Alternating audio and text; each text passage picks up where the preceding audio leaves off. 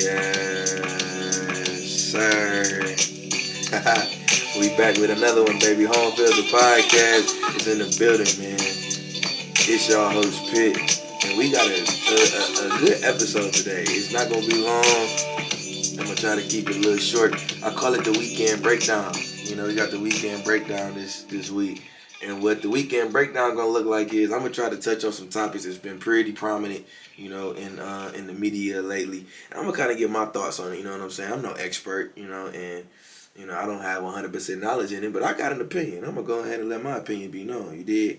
So we're gonna get into the craziest shit that's been going on as of late, right? So of course I'm gonna talk about Will Smith, Chris Rock, and Jada Pinkett, right? And then I'm gonna also touch base on Russell Wilson and Channing Crowder.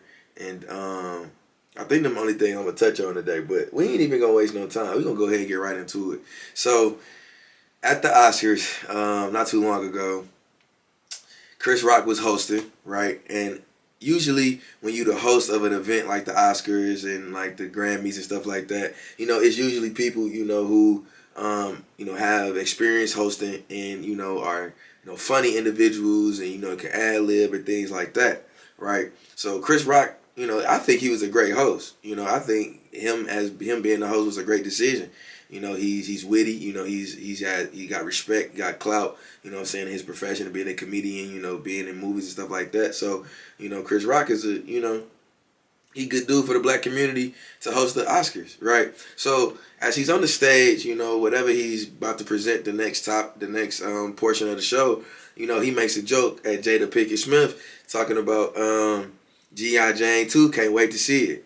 Now, currently Jada has, you know, a short haircut or balded head because she suffers from alopecia. Alopecia is a condition where, you know, you lose hair, you know, you have patches in your head, whatever the case may be, right? So for Jada, you know, her reaction to that joke was like she had kiki for like half a second, bro, and then her face got straight like this nigga right here, man. Like, why me? Why? So if you watch the video, Will Smith, you know, his reaction is he's laughing too, but who knows what the laugh means? You know, like the laugh could be one of those people may laugh when they uncomfortable, right? Or he could be laughing like, yeah, I'm gonna fuck this nigga up, you know, or something like that, right? But he laughs and then camera pans back to Chris Rock, and next thing we know, Chris Rock is, you know, addressing Will Smith coming up on the stage. So Will is coming up on the stage, and Chris Rock is, you know, laughing a joke off or whatever, and this nigga Will put his hand all the way back and slapped him with the palm of his gun, not the fingers, the palm. Like, he's done this before. Like, he slapped somebody before. Like, no cap. He slapped somebody before.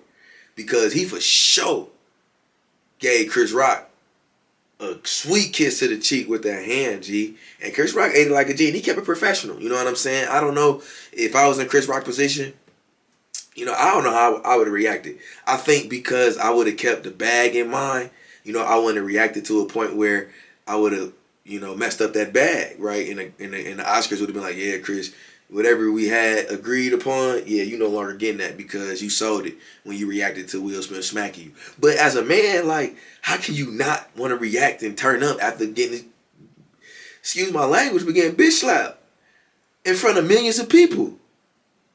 Like, that's crazy. And then, you know, people had their opinions and had their thoughts on, you know, it was staged because the Oscars viewership hasn't been up to par as of late. But at the same time, it's like, I'm Will Smith. You disrespected my wife. My wife is over here sitting looking like how she looking, given our relationship. I'm going to defend my wife. And he got up and he defended her. He slapped the shit out of Chris Rock. And then Chris Rock proceeds to, you say, Will Smith just slapped the shit out of me. And he had to collect himself to carry on with the show. And I give him a round of applause to Chris Rock because he continued on with the show. It took him a second, but he continued on with the show and he did what he did. But like, what y'all think? Like, what was y'all initial thought when y'all seen, you know, Chris Rock getting bitch slapped? Like, because when I seen it, I'm like, I can't believe this. Like, and then this is the other thing.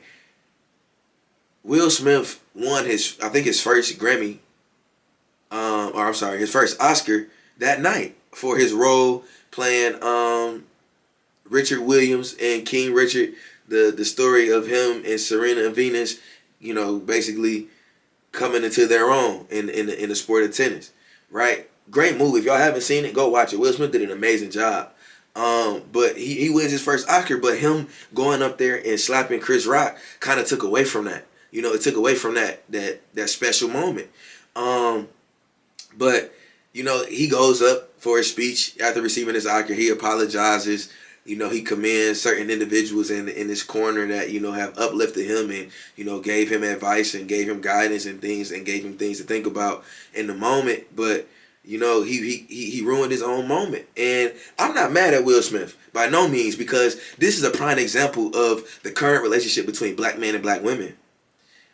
Chris Rock goes out of his way to make a joke, embarrassing, degrading Jada Pinkett Smith, which has been prominent in the black community with black men regarding black women, degrading them, talking nasty about them, talking ill about them, making them the butt of the jokes for all to see. Right? And then there's the pushback, or then there's the point of black men have to protect black women. We're the main culprit for treating black women wrong, and then we don't always step up to the plate to protect black women when they have done so much to step behind us and step in front of us in some cases to protect us from the world and protect us from criticism, protect us from scrutiny, right? So then you have Will Smith standing up protecting his wife, a black woman, by going up there and addressing what Chris Rock said. And my thing is, you address things how they are brought to you. Right? That's how I look at it. So if it's public embarrassment, I need a public apology. Don't come to me behind closed doors trying to apologize. Right? So Chris Rock doing what he did publicly at the Oscars with millions viewing, Will Smith reciprocated his energy. He reciprocated his energy. Now, there's people out there who, have their opinion and Will Smith is absolutely wrong. He owes Chris Rock an apology. Well, Chris Rock owes Will and Jada an apology. Because from my understanding, doing a little research that I did, he's been on their ass for a while. He's made them the blunt of jokes for a long time now. And it's obviously some history between them. Because I don't think if there wasn't history between them, Will doesn't react like that. Will probably goes about it a different way. He probably addresses it behind the scenes, behind the curtain, on a one-on-one tip. Like, Chris, you tripping, bro. That ain't right. You can't talk about my wife like that, given that she's expressed how she feels about her condition with alopecia. She's come out and said that, being diagnosed with alopecia really took a toll on her and it didn't make her feel good. So, making that comment, making that joke wasn't warranted. But as comedians, sometimes comedians feel like, no, they don't have to pull punches. Everything is a green light. Everything is go. And man, and in some sense, that can be true because, nowadays people have become so sensitive, right? So sensitive to jokes, so sensitive to things where comedians almost can't say anything or they're going to be canceled. Like, cancel culture is huge right now. You say the wrong thing, right? It's chalk. R.I.P. Good night. Feel me? But I just feel like, Will handled it how he was gonna handle it, and he handled it, in a way that he felt like was the best way to handle it. You embarrass my wife publicly, I'm gonna embarrass you publicly. And Chris Rock hasn't come out and said anything, but dog shows as of late have been sold out. Like, every show that he's had after that moment has sold out. Because people are expecting him to, address it and react to it at those shows, and he may not. But what they say, bad publicity, you feel me? Bad publicity is good publicity. Because now his shows have skyrocketed, for what they are. Like, they probably didn't sell, what the tickets that he wanted in the beginning, but now that he's being slapped on publicly and on television across, and millions have seen it, he's selling out shows. Right? But then this is what kicks me. And this is what really has blew me about the situation.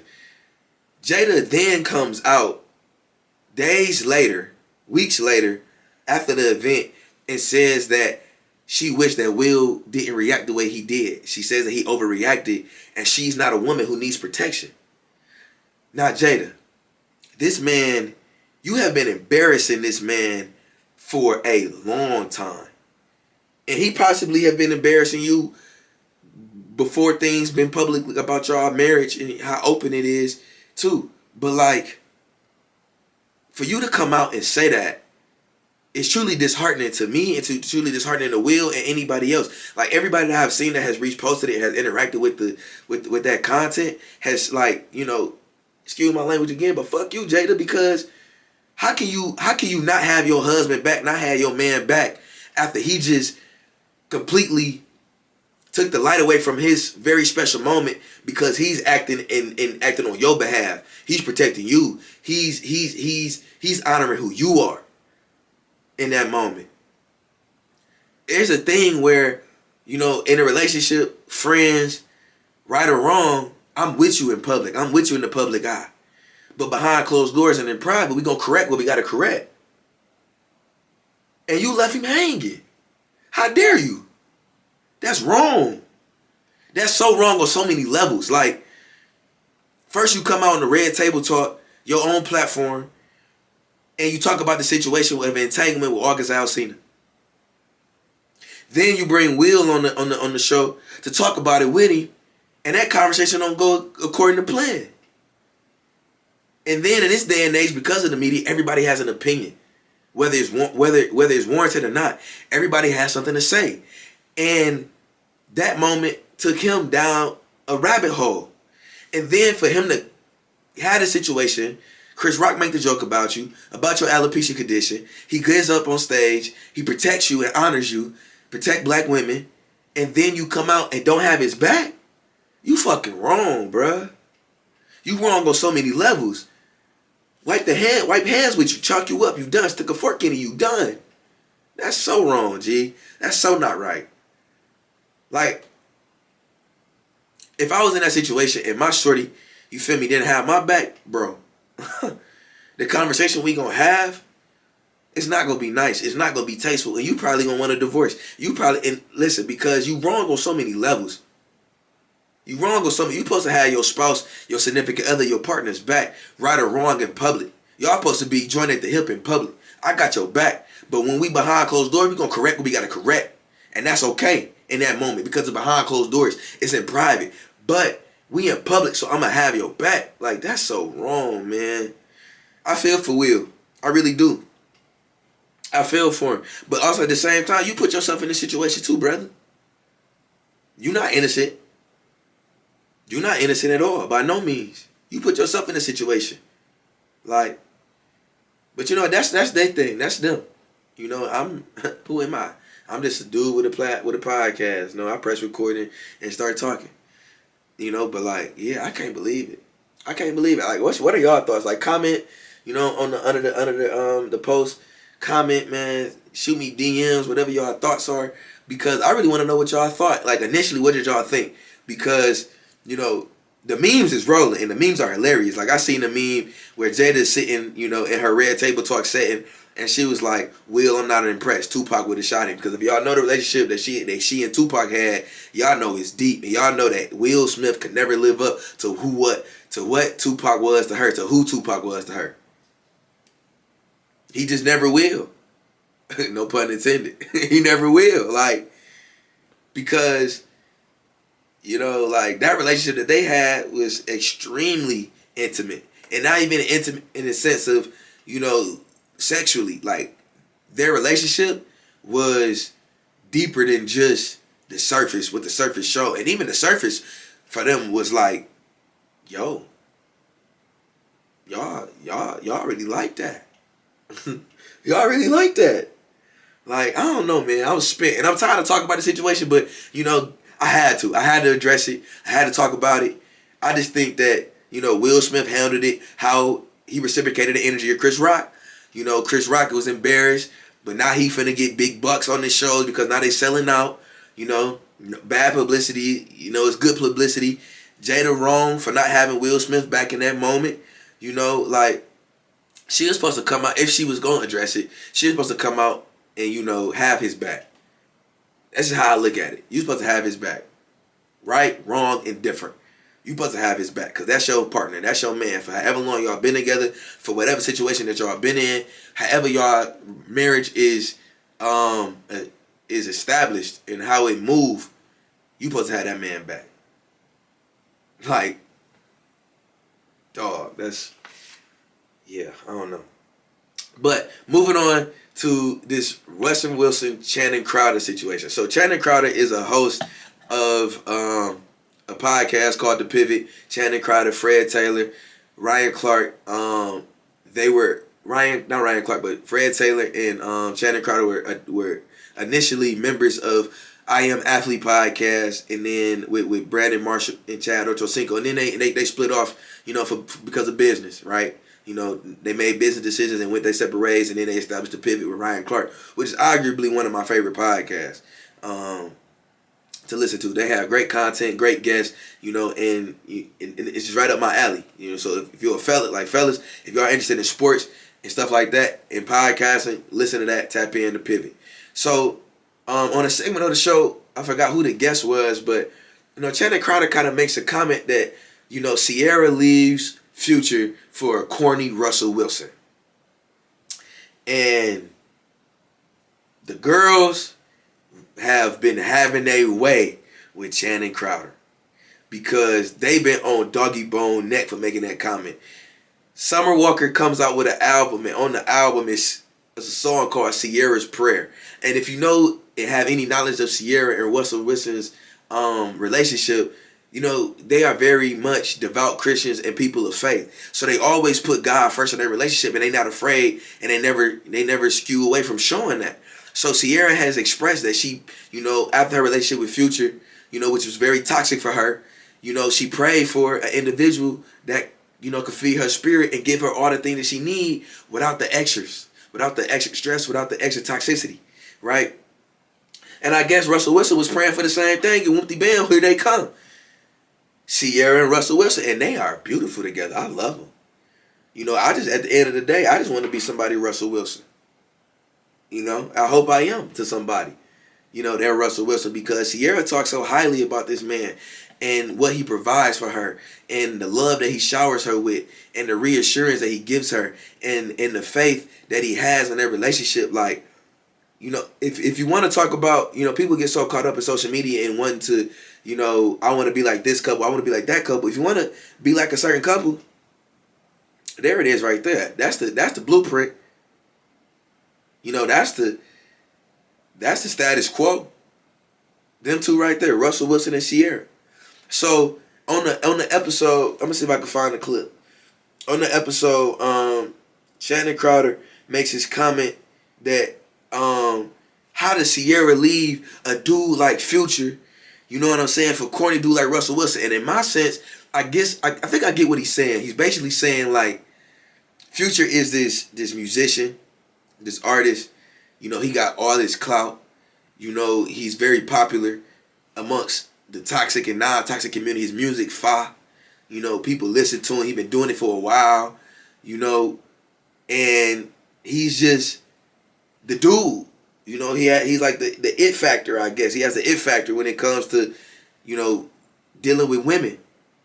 But also, if you know Future, his music is very toxic, right? It's very toxic. And hold on, I think I might have found the clip. Let me see.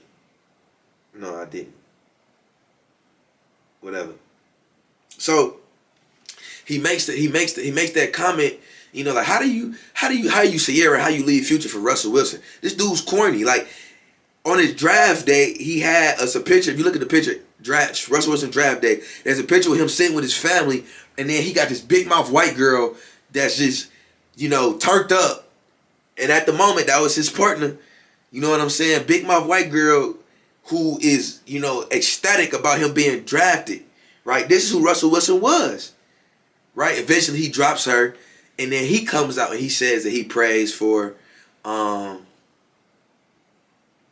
everything that he wants. And here comes Ciara. Now, the people are having a way with Channing Crowder. And they coming up, they bringing up old pictures of Doggy Bone from back in the day when he was looking like a cornball. They coming with the this you captions on stuff, and they having a way with him, you know. And my thing is,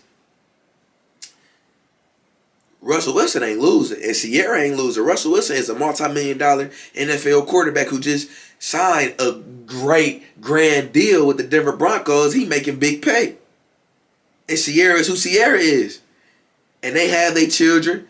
And Russell Wilson's such a stand-up guy. Like, Sierra and Future have a child together, and Russell Wilson has really like become bonus dad. Not even stepdad. He's a bonus dad to this to young Future.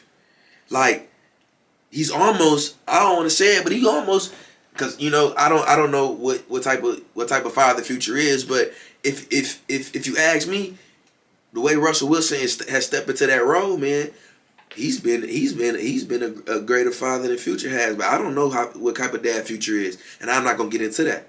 But from the outside looking in, that's what we see. That's what we see, and like, as men, like, why do we have such a strong opinion about Russell Wilson and his relationship with Sierra? Sierra's happy. She's no longer in a toxic relationship. She has everything that she prayed for. She has everything that she wants in this one man. Why does it matter if he's corny or not? Because of who Sierra is? Sierra bad as hell. She a fly-ass woman. But she's far from being who she was when she was with Future. She's elevated. Russell Wilson has added something to her, and she's added something to Russell Wilson. So why do we feel so ill about, you know, Russell Wilson being this cornball, being with this bad woman Sierra? Why do it matter? They winning. In my eyes, they winning. They are winning. I'm Team Sierra. I'm Team Russ. I'm Team Russell Wilson. Russell Sierra Wilson. That's what I'm with. I'm Team that. That's me. I'm with it. I'm with that. Do what you got to do, my brother. Because, you know, like, don't even fret. And then Russell Wilson comes out with this they asked, he was on a podcast on something, and they asked Russell Wilson, like,